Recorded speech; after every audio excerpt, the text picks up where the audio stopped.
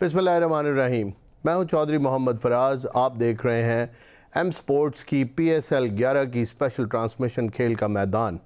नाजरीन, आज दो बड़े ही अहम मुकाबले हुए, उनके ऊपर तफसील से बात करेंगे, लेकिन सबसे पहले अपने पैनल को आपसे इंट्रोड्यूस करवा दूं। मेरे साथ हैं अमर सलीम, के आसिफ और इरफान भट्टी साहब। प्रोग्राम का बाकायदा आगाज़ करते हैं विदाउट वेस्टिंग एनी टाइम। पहले मैच की तरफ चलते हैं जो हैदराबाद किंग्समैन और कोयटा ग्लैडिएटर के दरमियान हुआ, जो कि कोयटा ग्लैडिएटर ने बासानी जीत लिया। पहले टॉस जीत के 174 रन किए 8 विकेटों के नुकसान पे, और उसके बाद 40 रन से ये मैच जीत लिया। और जो हैदराबाद किंग्समैन थे वो 134 रन ही बना सके 8 विकेटों के नुकसान पे। इस मैच को पहले डिस्कस करते हैं। जो दूसरा मैच है कराची किंग्स और लाहौर कलंदर के दरमियान, वो भी काफ़ी इंटरेस्टिंग हो गया। जस्ट नाउ एक विकेट गिर गई और उसके बाद अभी उसको भी डिस्कस करेंगे, लेकिन पहला मैच पहले। सबसे पहले जाऊंगा इरफान भट्टी साहब की तरफ। भट्टी साहब, कैसा था पहला मैच? सर, मैच तो मैं समझता हूँ कि वन साइडेड ही हुआ। इतना जी थ्रिलिंग मैच नहीं था, लेकिन यह कि इसमें जो सबसे अच्छी बात थी वो कोयटा ग्लैडिएटर के शामिल हुसैन की 50 है, कंसेक्टिव दूसरी। और उसके बाद दूसरे नंबर पे वो हसन नवाज है जी। वो भी, उसने भी बड़ी अच्छी बैटिंग की है और 50 रन किए हैं जी। उसके बाद टॉम करन है। लेकिन इन्होंने पहले 6 जो पावर प्ले थे उसमें इन्होंने बड़ी अच्छी बैटिंग की है। ओपनिंग में इतना अच्छा, साउथ स्किल जल्दी आउट हो गए, लेकिन नीचे से आके ये जो शामिल हुसैन और हसन नवाज ने बड़ी अच्छी पार्टनरशिप की है, जिसकी वजह से उतना। उसके बाद नीचे फिर टॉम करन है, इसने आके बड़ा अच्छा 18 बालों पे 31 रन किए हैं और क्लासिक शॉट्स मारे हैं। उसकी वजह से 174 रन इन्होंने किए। तो जो हैदराबाद किंग्सटन थी वो इतनी इम्प्रेसिव बैटिंग नहीं कर सके, बट कोई ख़ास परफॉर्मेंस भी नहीं है उनका। कोई मुझे इस तरह की इम्प्रेसिव कोई इरफान खान ने नीचे से थोड़ा रन किए, ऊपर से रन ही नहीं हुए जी, तो जिसकी वजह से ये 134 पे आउट हो गए। आसिफ, कैसे देखते हैं मैच? बिल्कुल ऑफ कलर नज़र आए हैदराबाद किंग्समैन। क्या आप समझते हैं क्या प्रॉब्लम हुआ होगा इनको? सोच तो यही रहे थे कि ज़्यादा जज्बे में होंगे, नई टीम है टूर्नामेंट की। कैसे देखा आपने मैच? सबसे पहले तो शामिल हुसैन को कॉन्ग्रेचुलेशंस और कोयटा ग्लैडिएटर्स को। बिल्कुल। शामिल हुसैन बहुत तनकीद की जद में थे जब वो 2 दफ़ा रन्स नहीं कर पाए अगेंस्ट बांग्लादेश, तो वो ख़ुद भी बहुत प्रेशर में थे। और हमने देखा कि पहला जो उनका मैच था उसमें 50 करने के बाद he was quite aggressive in front of the media, in front of the journalist. When one of the particular journalists asked about his performances, कि आप की टेक्निक जो है आप झुक जाते हैं और पुल सही तरीके से खेल नहीं पाते। So he came back with strong words and he said कि जनाब मैं लोगों की तनकीद की परवाह नहीं करता और लोगों की तनकीद जो है या जो ओपिनियन है वो चेंज होती रहती है। किसी ने डोमेस्टिक क्रिकेट पे तो बात नहीं की, डोमेस्टिक में मेरे रन्स हो रहे थे तो सब अच्छा की रिपोर्ट है। सो शामिल ने एक तो मैं उनसे रिक्वेस्ट करूंगा कि शामिल प्लीज़ स्टे हम्बल, काम रहिए। ज़रूर आपने 50 ह्यूमिलिटी वाली बात आसिफ बहुत आपकी अच्छी है, लेकिन ह्यूमिलिटी जब सिखाई जाए या आपकी तरबियत का हिस्सा हो या आपको आपके अंदर इनकलकेट की जाए, आपको बताए कोई, ये तब आती है। ये बात मैं अपने तजर्बे और एक्सपीरियंस से कह रहा हूँ। शामिल बहुत अच्छे प्लेयर हैं, हमारे क्लब में, मेरे क्लब में ही खेला करते थे। लेकिन आप जब प्लेयर को देखते हैं तो कुछ चीज़ें उनकी पर्सनालिटी का हिस्सा होती हैं और कुछ चीज़ें उनकी पर्सनालिटी का हिस्सा नहीं होती। ह्यूमिलिटी मैं नहीं कहूँगा कि उनकी पर्सनालिटी का हिस्सा है, वो उनकी जो ब्रॉट अप एंड ग्रूमिंग है वो इस हिसाब में नहीं हुई। विच इज़, मैं ये नहीं कहता कि ये कोई मैं क्रिटिसाइज़ कर रहा हूँ, मैं सिर्फ एक ऑब्जर्वेशन आपको बता रहा हूँ। ऑलराइट, मुझे अच्छा नहीं लगा। होनी चाहिए, आपकी बात बिल्कुल ठीक है। मैं अब आपने बड़ा प्लेयर बनना है तो उसके बाद आपको क्रिटिसिज्म भी बर्दाश्त करना पड़ेगा और करना चाहिए, और तनकीद भी होती रहती है। प्लेयर्स पे ही तनकीद होती है, किसी को कुछ समझता है कोई तो उसको राय देता है, अदरवाइज तो राय भी कोई नहीं देता। आप सही कह रहे हैं। अब आपसे जब उम्मीदें बांधी जाती हैं तो फिर सवाल भी आपसे होता है। पर आज वो बहुत अच्छी है, और आज उनकी इनिंग्स की सबसे अच्छी चीज़ क्या थी, वो टेक्निकली बहुत बेहतर, और वो खेले लॉन्ग ऑन और लॉन्ग ऑफ के एरिया में जहाँ पे आउट होने के चांसेस बहुत कम होते हैं, जिसको हम वी में कहते हैं। सो ओवरऑल उनकी बैटिंग बहुत अच्छी थी। फिर हसन नवाज ने बहुत अच्छी बल्लेबाजी की। सो ये 2 batters, but once again the skipper Saud Shakeel he struggling जी। आज फिर रन नहीं कर पाए। एक बड़ा नाम PSL का राइली रोसो, वो एक दफ़ा फिर ही गॉन ऑन डक, तो मेरा ख्याल ये कि अभी उनकी बैटिंग स्ट्रगल कर रही है, इसके बावजूद they have won the match. But दूसरी साइड पे आप देखें, Saim Ayub, Maaz Sadaqat, even the skipper Marnus Labuschagne, ये अच्छी परफॉर्मेंसेज नहीं दे पा रहे हैं। And then once again Usman Khan, जिनके ऊपर ओनस है, जिम्मेदारी है, उनको लेनी पड़ेगी। तो जब आप चेस करने के लिए जाते हैं, ऐसी टीम जो कि 170 या 175 चेस कर रही होती है और उनके ओपनर्स क्लैप्स कर जाएं, स्किपर ने ख़ुद कहा कि मैं अभी टीम में जेल इन नहीं हो पा रहा, लास्ट मैच के जो प्रेस कॉन्फ्रेंस थी उसमें यही कहा कि अभी हम जेल इन नहीं हो पा रहे, तो इट मीन्स कि आपकी टीम अभी गैदर नहीं हुई, और ये ना हो कि गैदर होते होते PSL ख़त्म हो जाए, इसको जल्दी आपको गैदर होना पड़ेगा। बिल्कुल ठीक है। अमर, कैसा लगा आपको पहला मैच? क्या आप पॉइंट आउट करते हैं वीकनेसेस, या क्या आपको शॉर्टकमिंग्स नज़र आई? सबसे पहले जी कॉन्ग्रेचुलेशंस टू कोयटा ग्लैडिएटर के वो अपना मैच जीते हैं, और मुझे बहुत ज़्यादा हैदराबाद की टीम ऑफ कलर नज़र आई है पहले मैच में भी। और मैं अक्सर कहता हूं कि आप ऐसा एक कप्तान, जब फॉरेन प्लेयर्स को कप्तान बनाते हैं, एक तो वो फॉरेन प्लेयर जो T20 या इस किस्म की क्रिकेट के लिए जाना ही नहीं जाता, आपने बिल्कुल एक ओब्लिवियन में फेंक दिया है मेरे ख्याल से लाबुशेन को। और मेरे ख्याल से बड़ा उनको करना पड़ेगा कुछ इस तरीके का। लेकिन मुझे जो आज के मैच में सबसे अच्छी चीज़ लगी है वो मुझे लगी है कि शामिल हुसैन ने एक ज़िम्मेदाराना इनिंग खेली, उन्होंने अपना एक डिफरेंट कलर दिखाया है कि आप इस तरह भी खेल सकते हैं। तो ये हमें बड़ा अच्छा लगा कि आपने थोड़ा टाइम लिया, विकेट्स गिर गई थी, तो मेरे ख्याल से कभी आपको मुश्किल भी, जहाँ तक आसिफ ने बात की कि उनके क्वेश्चन किया गया था उनके स्टांस के मुताबिक, तो मेरे ख्याल से किसी की अगर कोई मशवरा दे रहा है, समटाइम्स आपको वेल लेफ्ट भी करना होता है। बिल्कुल, आपको लाजमी नहीं है कि हर बात का आप जवाब दें। जब आप हर बात का जवाब देंगे तो आपके ऊपर अनड्यू प्रेशर आएगा। तो नॉर्मली आप आप जब कोई भी इस तरह का सवाल करें तो आप वेल लेफ्ट भी कर सकते हैं कि जी वील सी अबाउट इट। हाँ, तो और नॉर्मली अभी आपका ठीक है, अभी कभी कभी रन्स हो रहे हैं, आप निक में हैं, लेकिन जो आपकी क्राउच पोजीशन है that is too much crouch. जब तेज़ विकेट्स आएंगी, जब तेज़ 150 के तीखे बॉलर आएंगे तो आपको मुश्किल होगी। उसकी एक वजह है भट्टी साहब, मैं चाहूँगा कि आप भी थोड़ा इसके ऊपर अपने एक्सपर्ट कमेंट दें। जो ये मेरी ऑब्जर्वेशन है, आप हो सकता है पैनल एग्री ना करें। शामिल हुसैन बड़ी छोटी उम्र से बड़ी अच्छी क्रिकेट खेल रहे हैं। He was very young, small, कद में भी बिल्कुल छोटा सा एक बच्चा। नेट के अंदर आमिर जमाल भी बॉलिंग कर रहा होता था, बाकी भी बॉलर कर रहे होते थे। तो इनके वालिद अक्सर आके बॉलर्स को कहते थे कि इसको स्लो बॉल ना करें, अपनी बॉल इसको करें, which was a very brave thing to do. And you know, I really admired the confidence. और शामिल बहुत अच्छा खेलते थे उनको, लेकिन क्योंकि वो छोटे थे तो ये जो क्राउच है, ये बहुत छोटी उम्र से बहुत तेज़ बॉलिंग खेल के ये मेरी ऑब्जर्वेशन है कि उनकी आदत बन गई थी। बिकॉज आप बहुत अटेंटिव होते हैं, बॉल आपकी तरफ तेज़ आ रही है तो आप उसको झुक के अगर ऊपर वाला बॉल है तो निकल जाए, आप डक कर दें या लाइन में आने के लिए, ये उनकी तब की आदत है। और मेरे ख्याल में बहुत छोटी उम्र से क्रिकेट खेलना एक एडवांटेज भी है, लेकिन एक छोटी सी चीज़ एक रह गई है जो आप जिसका जिक्र कर रहे हैं, उसकी वजह मेरी नज़र में ये है। बहरहाल आगे भट्टी साहब, आप कैसे कमेंट करेंगे इसके ऊपर? आपने भी देखा हुआ इनको खेलते हुए। जी, मोस्टली जब से ये क्रिकेट में है, जब छोटा सा था आपने भी देखा, मैंने भी देखा, इस्लामाबाद में ही रहते हैं जी। इसका वालिद भी क्रिकेट खेलता रहा, कॉलेज लेवल तक तो मेरे साथ भी खेला है जी। लेकिन मुझे नहीं पता उन्होंने कोई कोचिंग कोर्स किए हैं या नहीं किए जी। लेकिन देखें, वहाँ से आके थोड़ा सा होता है, जब आप एक क्वालिफाइड कोच रखते हैं या क्वालिफाइड कोच से आप, या जो एक्सपीरियंस यानी टेस्ट प्लेयर होंगे जिन्होंने क्रिकेट में काफ़ी टाइम दिया हुआ है जी, बिल्कुल, ऐसे लोगों से आप सीखेंगे तो फिर आप इम्प्रूवमेंट की तरफ ही जाएंगे। बिल्कुल ठीक। अब किसी ने, मैं समझता हूँ कि शायद इसको किसी ने कहा कि बॉल को करीब से देखो जी। करीब से देखने का मतलब ये नहीं होता कि आप झुक जाए, आगे जाएं जी, बिल्कुल। तो अपनी जगह पे खड़े होकर भी अपनी जगह पे खड़ा होकर भी देख सकते हैं, सही कह रहे हैं। लेकिन यह है कि आप इसको देखना चाहिए कि मुझे आप स्टांस थोड़ा सा चेंज कर ले, कोई नहीं।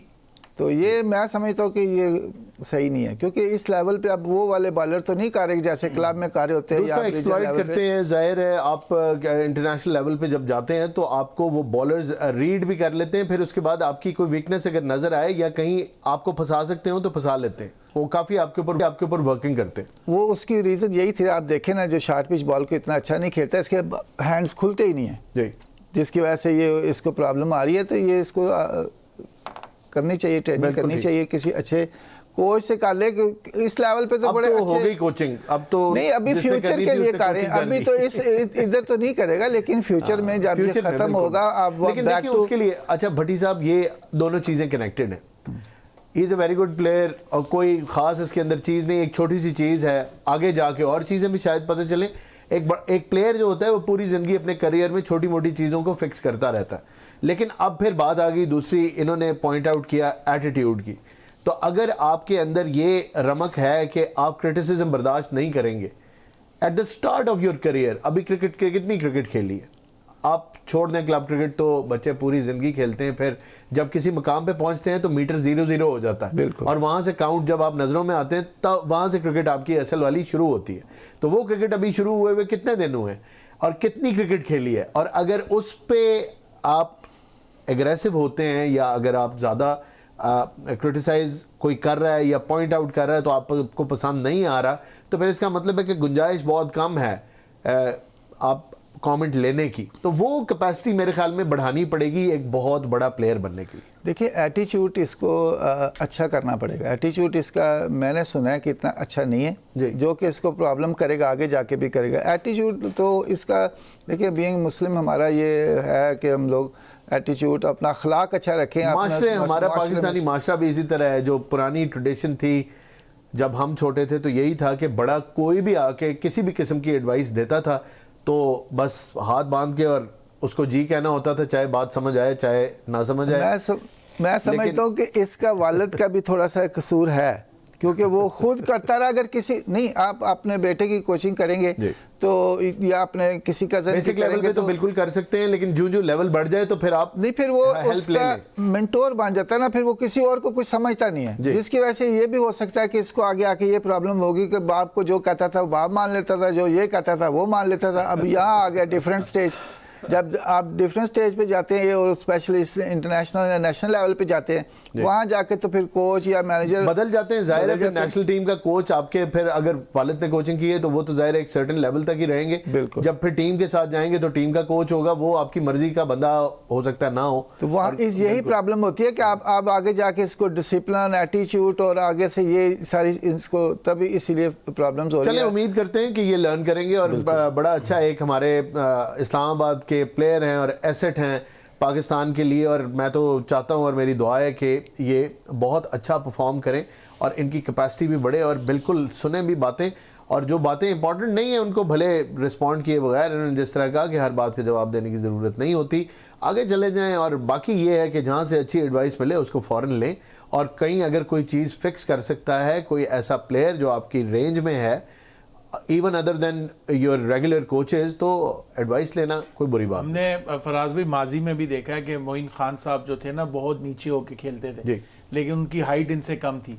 अच्छा, वो नीचे होके खेलते थे, वो दोबारा उठते नहीं थे, वो उसी पोजीशन पे खेलते थे। यहाँ पे क्रिकेट ना बड़ी तेज होती है, बॉल बहुत तेज, स्प्लिट सेकंड की जो आई आपकी हिलती है ना, आप जब बहुत नीचे हैं, जब आप यूं बहुत नीचे हैं और जब आप ये उठने के लिए सिर्फ ये करते हैं ना, आप यहाँ पे देख रहे हैं बॉलर को, यहाँ देख रहे हैं बॉल यहाँ से आ रही है, तो वो आपको ट्रेजेक्टरी भी आप मिस कर जाते हैं।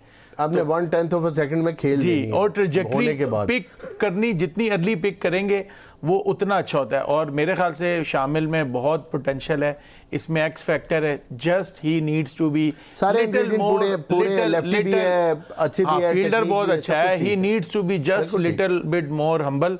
और आप कभी भी मेरे ख्याल से अगर आप विव रिचर्ड से भी पूछेंगे ना तो वो भी कहेंगे कि मैं अभी भी सीख रहा हूँ। बिल्कुल बिल्कुल, बड़े प्लेयर की टोन डिफरेंट होती है। जिस दिन आप ये कहते हैं ना कि मुझे सब कुछ आ गया, उस दिन आपका डाउनफॉल शुरू हो जाता है। तो आपने इस माइंडसेट में कभी भी नहीं आना कि I knows everything and I am perfect. Actually जिस प्लेयर को जल्दी ये ऊपर ले आते हैं ना, तो उसमें आके आगे यही प्रॉब्लम्स होती हैं। ग्रास रूट लेवल से जो आ रहे होते हैं ना, फॉर एग्जांपल है वो ग्राउंडेड होते हैं, वो जो प्रोफेशनल कोचों के साथ जिन्होंने काम किया होता है और प्रोफेशनल टीमों के साथ आ रहे होते हैं और एक्सपीरियंस से आ रहे, सुनने समझने की आदत होती है, तो उनको एक्सपीरियंस भी हो रहा है। इधर तो ये कि एक रात जनाब अंडर 16 खेला, अगले अंडर 19 में के साथ पाकिस्तान टीम में चला गया। बिल्कुल ठीक बात। तो वो ग्रूम उस तरह नहीं हुआ जिस तरह एक बंदा कहते ना सही गुज के आया है, वो नहीं है, वो एक्सपीरियंस से होगा, वो एक्सपीरियंस से होगा। आसिफ क्या कहें? अभी आपने कहा एसेट, और इसके आखिर जो इसकी अल्फ़ाबेट है वो टी है जी। तो अगर आप आखिरी वर्ड पे जाएं तो टी स्टैंड्स फॉर टॉल, कि आपका कैरेक्टर टॉल होना चाहिए। हाँ जी, बिल्कुल। तब आप एसिड बनते हैं। और अगर आप एसिड पे जाएं, जिसको हम एसिड कहते हैं तेज़ाब, उसके आखिर में डी आता है जिसका मतलब है डिस्ट्रक्शन। तो आपने अपने आप को डिस्ट्रक्शन से बचाना है और आपने बड़ा खिलाड़ी के साथ बड़ा इंसान भी बनना है। Stay humble. बड़ी अच्छी बातें की इरफान साहब ने भी और आमिर साहब ने भी। 1 पॉइंट, क्योंकि मैंने उनको अंडर 13 में फ़र्स्ट टाइम देखा था और उन्होंने सेंचुरी स्कोर की थी KRL में। आई वॉज सो हैप्पी कि यार एक 13 साल का बच्चा अगर सेंचुरी कर रहा है तो उसका टेम्परामेंट बहुत अच्छा होगा। टेम्परामेंट, बिल्कुल। ठीक, लेकिन वो जैसे जैसे बड़े हो रहे हैं उसमें मेच्योरिटी आनी चाहिए इंस्टेड कि वो नीचे जाए। जी। सो हम उनको गुड लक कहते हैं और इसी तरह अच्छा परफॉर्म भी करें और साथ साथ अपने कैरेक्टर को भी टॉल रखें। बहुत अच्छे। बटी साहब, बाकी उसके ऊपर मैच के ऊपर भी आ जाते हैं। प्लेयर्स, कोई और परफॉर्मेंस ऐसी जो आपको बहुत अच्छी लगी हो इस मैच के अंदर? थी तो कम ही, लेकिन उसके अलावा कोई और यंगस्टर जिसके ऊपर आपकी नज़र हो, आप समझते हो कि बेहतर था? इस जो ना इसके हैदराबाद किंग्स के जी, किंग्समैन के इनके लड़के उस तरह परफॉर्म, जैसे ये है मास सदाकत, जी। वेरी गुड प्लेयर है जी, बिल्कुल। लेकिन देखिए ये तो T20, इसमें तो आपने हर हाल में रन करने हैं, आपने आपको टीम में रखने के लिए आपको परफॉर्म करना पड़ेगा। बिल्कुल ठीक बात। तो ये मास सदाकत वेरी गुड प्लेयर था। उसके बाद ये उस्मान खान भी कुछ नहीं किया।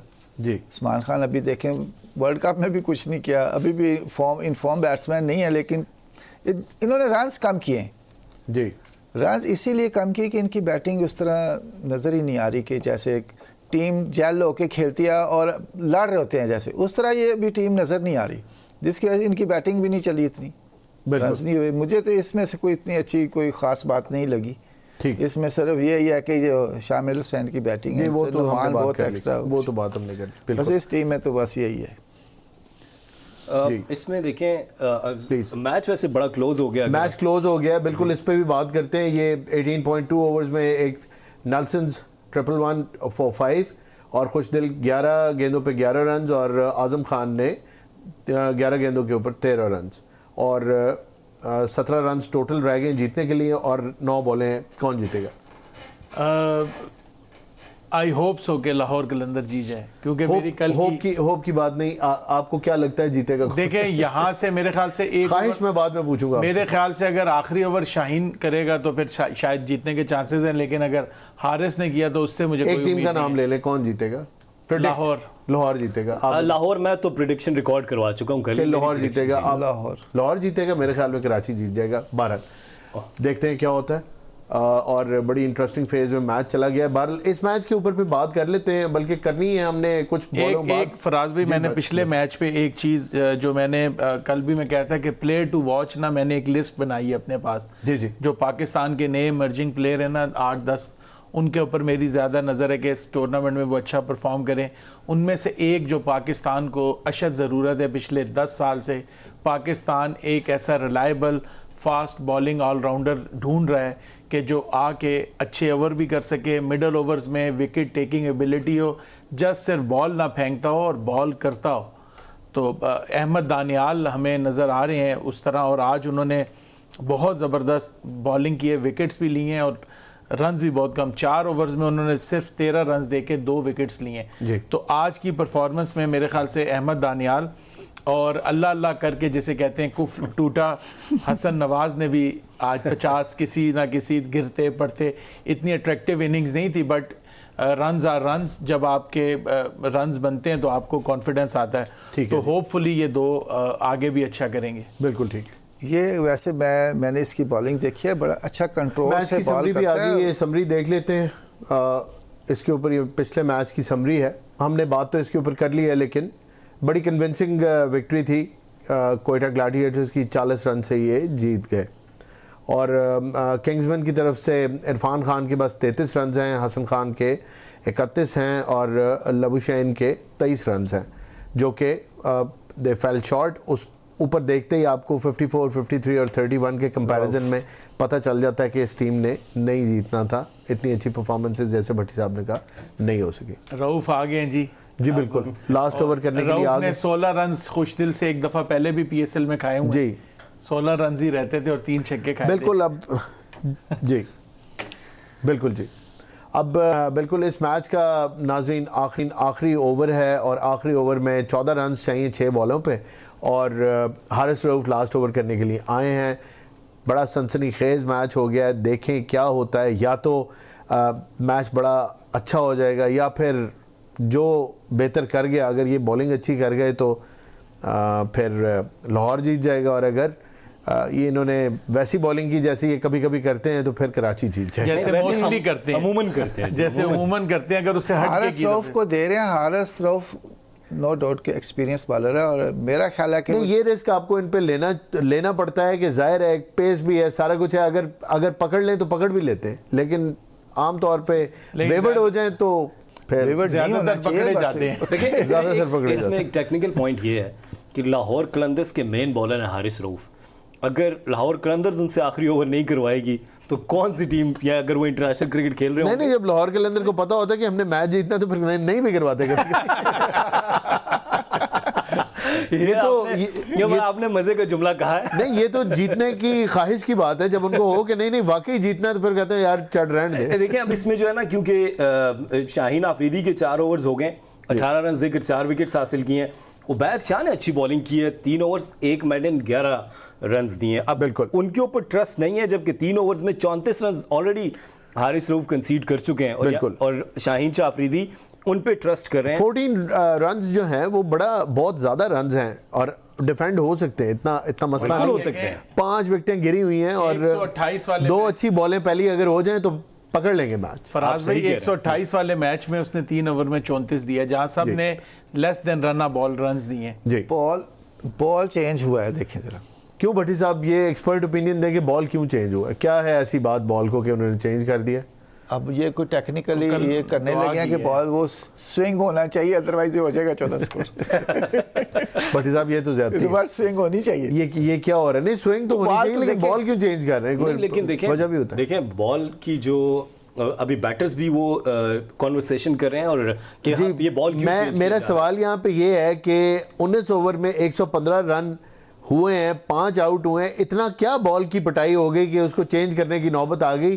कोई मुझे भी समझा दे कि 20 ओवर से पहले सफ़ेद गेंद चेंज होने वाली पोजीशन में कैसे आ गया? टेढ़ा हो गया है, फट के है, क्या हुआ? But the good thing is देखें कि बैटर्स जो हैं वो चेक कर रहे हैं। ये मैं नॉर्मली टेप बॉल क्रिकेट में देखता हूं कि बैटर्स जो हैं फौरन टेप करवाते हैं, लेकिन यहाँ पे जाहिर है उनका आउटपुट ज़रूरी है। वो उन्होंने कंडीशन बस सिर्फ देखनी है कि सिमिलर कंडीशन है बॉल की कि नहीं। Exactly. लेकिन बड़ी हैरत वाली बात है कि 19 ओवरों में अगर बॉल इतना डैमेज हो गया है कि उसको चेंज करना पड़ रहा है। इसमें क्रेडिट देखें ये डिसीजन अंपायर का, अंपायर ने बॉल को चेक किया है और ये देखा है कि अगर कन्विंस्ड है कि वो शेप में नहीं है एग्जैक्टली, तो फिर वो चेंज। कहीं किसी आजकल कुर्सियां भी खाली हैं, हाँ कहीं जाके किसी चीज पे लग जाता है, बॉल हो जाता है कई बार। ग्रिल पे वो खुश नहीं है, लाहौर के कप्तान खुश नहीं है क्योंकि बॉल चेंज पहले इन्होंने और पे किया था, फिर बैट्समैन ने आके हाँ उनके चेहरे से लग रहा है कि वो खास खुश नहीं है शाहीन शाह अफरीदी। ये क्या है? और ये क्या है? ये इसको एक फील्डर एक्स्ट्रा तो नहीं अंदर लाना, लेट तो नहीं है? ये बॉल चेंज हो गई है जी। 5 अच्छा, रन बॉल दे चेंज दिए का जी, इशारा पेनल्टी के 5 रन दे दिए। ओह, पेनल्टी के 5 रन किस बात पे? किस ये चीज तो की कुछ पेनल्टी? और जी, किस चीज की पेनल्टी? ये तो कुछ ऐसी चीजें हो रही है नाजरीन जो पावर प्ले का भी वो सिग्नल कर रहे हैं कि नहीं, वो पावर प्ले का भी सिग्नल कर रहे हैं, लेकिन स्कोर 5 कैसे कम हो गया? किस चीज की पेनल्टी थी ये पता नहीं बॉल को कुछ किया है इन्होंने, क्या किया है। अगर बॉल के अंदर टैंपरिंग हुई है तो it's a very very serious crime. और नहीं, इसके अगर टैंपरिंग हुई है तो बैटिंग साइड को इसकी पेनल्टी क्यों पड़ रही है? If yes I am saying if, I am not sure अभी, क्योंकि हम कमेंट्री सुन नहीं पा रहे और हम क्योंकि हम अपनी कमेंट्री कर रहे हैं बिल्कुल। तो लेकिन अब ये जरा अगर चेक करके बता दें कि इस टाइम पे क्या हो रहा है, तो प्रोड्यूसर साहब अगर हमें देख दें कि ये जो पेनल्टी पड़ी है ये किन रूल्स के तहत पेनल्टी डली है, क्योंकि हमें मैच की इस टाइम पे आवाज़ नहीं आ रही। 9 रन्स। अब मैच आसान हो गया कराची किंग्स के लिए। अब तो मैच का पांसा ही पलट गया। अब तो प्रेडिक्शन जो है वो अफरीदी साहब जो हमारे अंपायर थे उन्होंने कुछ किया है। रियाज आफरीदी अंपायर हैं और रियाज अफरीदी नहीं, सॉरी ये वो Faisal Afridi. Faisal Afridi. So first ball और ये छक्के के लिए जनाब चलिए। Oh it's a catch. Oh good catch जी, very good catch, very good catch. Still thrill जी जी बिल्कुल Sensation वहाँ पे है। बिल्कुल बिल्कुल। और ये इस बॉल पे विकेट जो है ये बहुत बड़ा प्रेशर डाल देगी कराची किंग्स के ऊपर। बड़ा ही खूबसूरत कैच सिकंदर रज़ा ने बाउंड्री के ऊपर पकड़ा और बैलेंस और प्रेजेंस ऑफ माइंड बहुत अच्छा था। इसके साथ ही यहाँ वक्त हुआ एक ब्रेक का। ब्रेक से वापस आते हैं तो गुफ्तगू का सिलसिला जारी रखेंगे। वेलकम बैक नाजरीन। लाहौर कलंदर मैच हार गया, कराची किंग्स ने मैच बासानी जीत लिया, 3 बॉल्स टू स्पेयर। इसके ऊपर बात कर लेते हैं अपने पैनल से। इरफान भट्टी साहब, मैच ख़त्म हो गया, एक तो पेनल्टी पड़ गई उसके ऊपर भी बात कर लें और हारिस रऊफ़ के ओवर पे भी बात कर लें। कैसा लगा आपको? बॉल जो ये चेंज हुआ, आखिर इन्होंने कुछ बॉल में चेंजिंग की है जिसकी वजह से इन्होंने बॉल चेंज किया है। ऐसे नहीं होता कि आप बॉल वैसे चेंज कर ही नहीं सकते। बिल्कुल, या तो बॉल कुछ स्लाई फट गई है या कोई ऐसा होता है कि तो चेंज करते हैं या फिर बॉल को बॉल की कंडीशन चेंज हो गई। क्रिक इन्फो के ऊपर जो अभी देखा हमारे बाकी एक्सपर्ट्स ने कि उसकी बॉल की कंडीशन चेंज हो गई।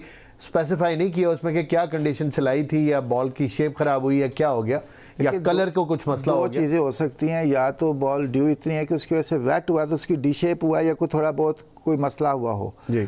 दूसरी चीज़ ये है कि इन्होंने बॉल चेंज इसलिए किया है कि कोई बॉल टेम्पर हुआ है या किसी ने सिलाई उखाड़ी है या कोई इसको टेम्पर करने की कोशिश की है, इसकी वजह से इनको ये पेनल्टी पड़ी है। बिल्कुल, कुछ ना कुछ हुआ है क्योंकि टीम को पेनल्टी नहीं पड़ सकती। अगर बॉल नेचुरली ड्यू से ख़राब हुआ है फिर तो टीम को पेनल्टी नहीं पड़ सकती, या अगर फेंस पे किसी जगह टकरा के बॉल की सिलाई फट गई या बॉल डी शेप हो गया तब भी टीम को उसकी पेनल्टी नहीं पड़ सकती। डेफिनेटली ये कोई ऐसा मामला है जिसके अंदर टीम से रिलेटेड और टीम और बॉल से रिलेटेड कोई मामला है जिसमें बॉल की कंडीशन को टेम्पर किया गया है, चेंज करने की कोशिश की गई है, कुछ ऐसा मसला हुआ है जिसकी वजह से पेनल्टी लाहौर कलंदर को पड़ी है। This needs to be seen. ये ऐसा होना नहीं चाहिए क्योंकि जाहिर है at the end of the day खेल तो इंटरनेशनल प्लेयर्स ही रहे हैं। तो दूसरा, इनकी जो बॉलिंग की आप बात कर रहे हैं, मैं समझता हूँ कि हारिस रऊफ़ को इन्होंने एक्सपीरियंस की बुनियाद पे इन्होंने जो शहंशाह ने बॉल दिया है इसीलिए दिया कि एक्सपीरियंस बॉलर है, आखिरी ओवर है रन्स में बचा लेगा जी। लेकिन आपने देखा कि इस पे आप रिलाई नहीं कर सकते क्योंकि ये विवर्ट सी बॉलिंग करते हैं। सम टाइम तो किसी टाइम तो अच्छी कर देते हैं लेकिन मोस्टली विवर्ट बॉलिंग करते हैं। इनसे या तो बॉल पे कंट्रोल नहीं है, या मारते हैं वाइड वाले मारते हैं, शॉर्ट पिच मार देते हैं या फुल टॉस कर देते हैं। यार इतना अर्सा हो गया क्रिकेट खेलते हुए। अब्बास अफरीदी ने इनको पहले एक चौका मारा फुल टॉस बॉल के ऊपर और उसके बाद एक छक्का मार के मैच जीत लिया। अगर इस लेवल पे भी आपको इस फॉर्मेट में भी आप नहीं कर रहे तो आप कैसे सोचेंगे कि मैं ऊपर जाके यानी इंटरनेशनल लेवल पे जाके करूँगा। अभी तो मेरा ख्याल है इसको अभी बहुत एक्सपीरियंस की ज़रूरत है और नेट सेशन और कितने एक्सपीरियंस। हालांकि बहुत 10 साल से ये खेल रहा है, जब से टेनिस बॉल भी खेल रहा था मैं उस वक्त से इसे जानता हूँ, लेकिन अब मुझे नहीं समझ आ रही कि इसको कब समझ आएगी कि भाई मैंने बॉल कहाँ करना है। मुझे तो कई दफ़ा बहुत हैरत होती है कि किसी को भी कुछ भी समझ नहीं आ रही। आपको कुछ समझ आ रही? मुझे तो ये समझ आ रही है कि हारिस रऊफ़, मैं इस आज के मैच के बाद ये तय कर चुका हूँ कि हारिस रऊफ़, इवन पहले मैंने तय किया था कि वो ओडीआई के लिए परफेक्ट नहीं है लेकिन मैं तय कर चुका हूँ कि वो फ्रेंचाइज क्रिकेट के लिए भी परफेक्ट नहीं है। लेकिन क्योंकि लाहौर कलंदर्स की प्रोडक्ट है, लाहौर कलंदर्स ने उनका क्रेडिट लेना ही लेना है। एट एनी कॉस्ट की उनकी टीम हार रही है, जीत रही है, इट डजंट मैटर। अब जिस तरह की बॉलिंग उन्होंने की है, आप खुद बात कर रहे थे कि अगर आप 4 ओवर्स में भी अपने यॉर्कर्स परफेक्ट नहीं कर सकते फराज भाई, तो फिर आपको ये क्रिकेट भी छोड़ देनी चाहिए और खुदारा रहम करें उन क्रिकेटर्स पर जो इंतज़ार कर रहे हैं। फास्ट बॉलर का बाउंसर और यॉर्कर उसके कंट्रोल में ना हो, ये कुछ समझ आने वाली बात। देखिए यूएसए के खिलाफ जब पाकिस्तान मैच हारा था फराज भाई, उसमें भी हमने देखा कि मिड ऑफ पे इन्होंने फील्डर लिया और यॉर्कर करने की कोशिश की, वो हाफ वॉली हुई, उन्होंने उठा के सामने खेला। अभी भी उन्होंने यॉर्कर करने की कोशिश की। Abbas Afridi he is not a regular batter, he is not an allrounder. वो मिडिल लोअर ऑर्डर के बैटर हैं, फास्ट बॉलर हैं, उनकी हिट्स अच्छी हैं। जिस तरह उमर गुल लगा देते, स्लोअर बॉल कराते, इनको कोई कटर कराते, इनको कोई फंसाने की कोशिश करते, इनको कोई वैरायटी से ट्रैप करते और इनके पास मौका था कि सेट बैटर दूसरे एंड में थे, बिल्कुल फ्रेश, अभी विकेट गिरा और ये सामने आए और सामने आके इन्होंने एक चौका मारा और एक छक्का मारा। और वैरायटी बॉल तो इन्होंने किए हैं, तीनों बॉल वैरायटी किए हैं जिन पे बाउंड्रीज लगी हैं। पहला बॉल इसने नहीं, अगर कंट्रोल ही नहीं है तो फिर फायदा क्या हुआ वैरायटी? आप देखें ना, पहली वैरायटी शॉर्ट पिच कर दिया, वाइड करवा दिया जी, दूसरी फुल टॉस मार दी, तीसरी स्लो की छक्का लग गया, फुल टॉस की सीधा चौका लग गया, मैच खत्म हो गया। अब और कितनी वैरायटियां करते हैं। नहीं इरफान भाई, लेकिन उनकी जो एग्जीक्यूशन थी ना वो दुरुस्त जाहिर है नहीं थी। वैरायटी की एग्जीक्यूशन दुरुस्त नहीं है तो फिर वैरायटी ना हुई ना, फिर तो आपने तोहफा दे दिया ना।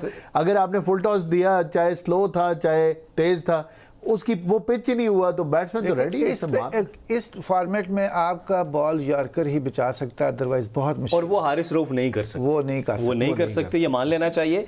और जो ये बॉल की जो आप कह रहे हैं कि बॉल के अंदर कुछ गड़बड़ हुई है और उस पर हमने देखा है कि 5 रन भी मिले हैं। इसमें जो आईसीसी के रूल्स हैं 41.3 जो क्लॉज है वो ये कहता है कि अनफेयर प्ले अगर होगा किसी भी तर्ज पे तो उस पर जो है वो बैटिंग साइड को जो है वो एडवांटेज दिया जाएगा। एक चीज़, दूसरी बात यह है कि अब इसको पीसीबी को इस मैटर को जो है ना वो इन्वेस्टिगेट करना चाहिए, इससे पहले कि पूरी दुनिया से आवाज़ें उठें, इससे पहले कि लोग हमारे ख़िलाफ़ बोलना शुरू करें, इससे पहले कि आईसीसी इसके ऊपर कोई एक्शन ले, पीसीबी को ख़ुद इसके ऊपर एक्शन लेना चाहिए। अच्छा, इसमें मज़ीद चीज़ ऐड कर दूं, जब आप बॉल से छेड़छाड़ करते हैं और आपको जब पेनल्टी मिलती है कि बॉल की कंडीशन को चेंज करने पर, तो उसमें जो नई बॉल को चूज़ करने का जो हक होता है वो भी बैटिंग साइड का होता है, इसलिए बैट्समैन चूज़ कर रहे थे, वरना अंपायर चूज़ करते हैं। तो ये एक वजह थी।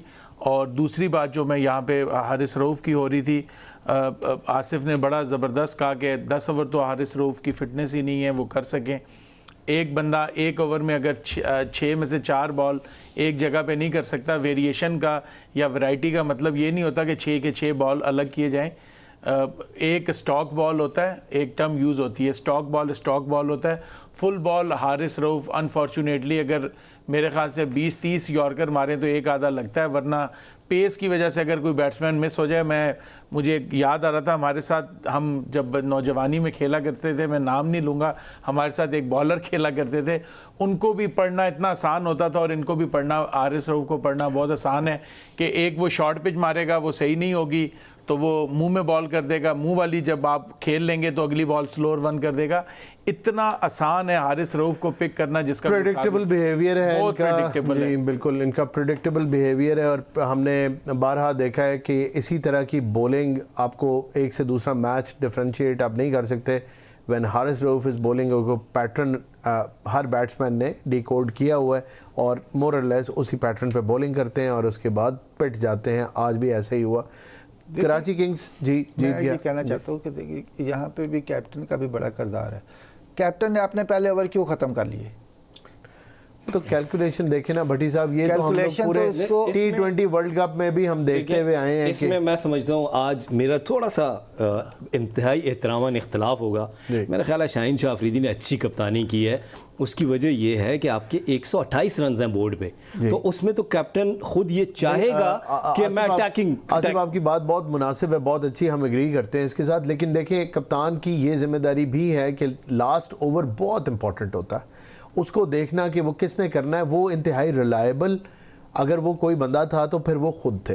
टॉप क्लास बॉलर है, उसी तरह का तजर्बा उनके पास है, फिर एक ओवर अपना उनको बचा के मैं आसिफ की बात से थोड़ा सा करूंगा, आप दोनों से थोड़ा सा इख्तलाफ करूंगा माजरत के साथ। बल्कि मैच से हमें हारिस रऊफ ने जब 13वां ओवर करने आए तो वहाँ पे उनको 8 ओवर्स में 71 रन चाहिए थे।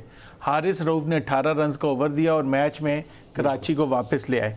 उसके बाद शाहीन को मजबूरन आना पड़ा और शाहीन ने इस मैच में कम बैक करवाया। 15 ओवर जब वो 15वां ओवर शाहीन ने किया, वहाँ पे शाहीन ने 2 विकेट्स ली, तो वो जो 2 विकेट्स थी वो मैच में वापस लेके आई लाहौर कलंदर को, वरना तो ये 2 ओवर पहले मैच हो जाता। हम दोनों की बात मान लेते हैं और साथ ये कमेंट कर देते हैं कि फिर नेक्स्ट टाइम शाहीन शाह अफरीदी इस चीज़ को जहन में रखें और अपनी टीम सिलेक्शन जब करें तो उसमें कोई ऐसा बॉलर लेके आए जो उनको और रिलायबल हो और वो आखिरी ओवर कर सके। उनको बीच में अपना प्लान ना चेंज करना पड़े। बैट को देना चाहिए था। तो फिर आ गई ना बात कप्तानी।